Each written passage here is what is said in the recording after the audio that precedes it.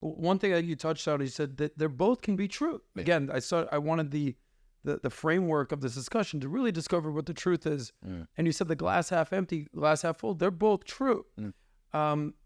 Anything you look in the world, with the few exceptions, whether it's the Dalai Lama or Jeffrey Dahmer, nobody's 100% good and nobody's 100% evil. It's never black and white. There's a gray area. If you look at what's going on in Russia and Ukraine, who's the good guy? Who's the bad guy? I don't know. It depends who you ask. Yeah. If you look at Israel, if you look at what's going on in Gaza, who's the good? Who's the bad? Yeah. You know, China, Taiwan, are they going to attack? They're not attack. You're like, there's so much stuff here. Republicans, Democrats, nobody's 100% evil and nobody's 100% good. It's perspective, right? Like the World Economic Forum was just going on right now, and I did a poll on my Instagram. I said, and one of the best things that Instagram has done is allowed you to have more than 2 options these days if you do the polling. So I said, who makes up the World Economic Forum, right? And it was, great people who are trying to change the world, right? And then it was good people, bad ideas, right? And then it was just globalist takeover, bad ideas kind of a thing. Yeah. And very few people voted for the good people, good ideas thing. But a good amount of people were like, look, they're good people. They just have some bad policies or bad ideas. But for the large majority of people just were like, globalist takeover, that's not what it is. Listen, I saw the people that were there. You know, Lenny Kravitz is performing. You've got actors. You've got world leaders. Like, for instance, Bill Gates. Oh, he's coming. He's buying all the farmland. It's like, I don't believe that Bill Gates is genuinely a bad person. I could be wrong. But there's a lot of nuance there. With all these people, Klaus Schwab does seem like an evil James Bond villain. But something tells me I would like to believe that if he's running this organization in Davos, Switzerland, and has the biggest billionaires in the world and world leaders and the greatest performers and everyone showing up, then maybe he's not just entirely evil. Yeah. You know, you saw that Javier Milei show up and just strip down everyone and basically just riff on collectivism and whatever name you give it, whether it's socialism or communism or Marxism. He's like, these are bad ideas. But at the same time, I want to work with you guys because I believe that you are capitalists at heart and want the best of things. So to what you're saying, like the World Economic Forum is an example. Would you agree? Would you disagree? Good people, bad ideas, globalist takeover, all evil. Yeah. Here's a very nuanced conversation. It is very nuanced. Yeah. I mean, my audience and my gut would like me to just say absolute evil, tyranny, totalitarian. Yeah, exactly. But as you said, it is going to be more nuanced than that. And I'll be honest, I have not, beyond a sort of very quite surface level skimming, I haven't looked into the history and all the goals and aims of the World Economic Forum in massive detail. I'd assume most people haven't, just like most people haven't, looked into the history of many things that could be something like exactly. It could be the Russia-Ukraine conflict. It could be the Israel-Palestine conflict. People are like, why don't you speak more publicly and boldly on this? I'm like, bro, like, I don't feel particularly well equipped to some of these things have been going on hundreds or thousands of years. And I may even know more. I would wager I know more about both of those situations than most people who are commenting on it, but I still don't feel like I know enough to publicly go out on a platform on TV or on a podcast and say, okay, this, exactly, right? And I think that's one weird thing about social media, because that type of behavior is incentivized, right? It's more important to be first than to be right in terms of the attention you get, and it's more important to simply take a side. You're more rewarded for just taking a side, absolutely, than you are for having any type of nuance.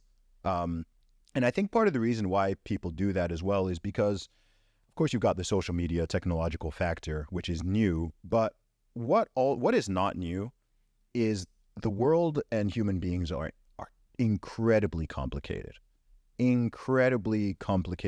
nuanced. And I think that what happens is, I'm no psychologist, but the way that I understand it is, as we navigate the world, our brain simplifies things to heuristics, right? So, I mean, what is a chair? This is a question. Describe what is a chair? Something that's just comfortable to sit in right here. Okay. Some people might be, a chair it's got 4 legs. Like our brains make things what we want to do. You could see a tree stump that's the right height. You could see a log. You sit could on that see, chair right right? You could see a stone. It could be a bench. It could be something that looks like a chair or whatever, and its function can change. An object that's a chair could also be a table at another time. It could be this, it could be that. But our brains are just like, oh, I think we see things based on what our purpose is. So we're using heuristics all the time. I think it's quite fascinating that even when it comes to our senses, like if I look at you, everything else goes blurry, right? I have my peripheral vision, but I can only focus on one thing at a time. If I then focus on the microphone just in front of you, you go blurry, right? So the world is incredibly complicated. We have like a gazillion inputs coming in all the time, and we turn our attention towards what meets our purpose. So I think that what we always do is people like heuristics. So it's much easier to navigate the world if some people and groups are just bad and others are good. Yeah.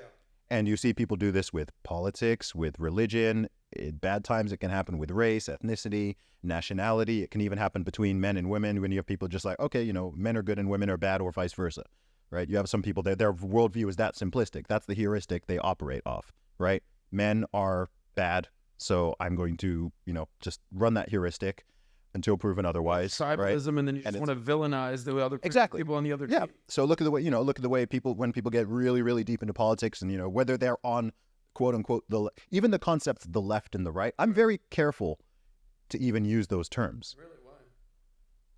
Because it goes with the idea. First of all, it's such a gross oversimplification, right? If you look at the population of the USA, so let's say it's 350 million.